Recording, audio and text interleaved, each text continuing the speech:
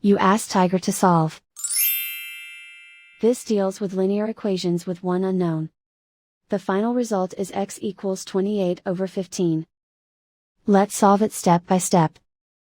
Group all constants on the right side of the equation. Add 4/3 to both sides. Combine the fractions. Combine the numerators. Reduce the zero numerator. Simplify the arithmetic. Find the lowest common denominator. Multiply the denominators. Multiply the numerators. Combine the fractions. Combine the numerators.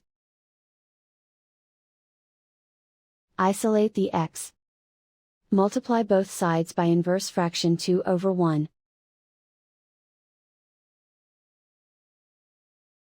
Group like terms. Multiply the coefficients. Simplify the fraction. Multiply the fractions. Simplify the arithmetic. And so the final result is x equals 28/15.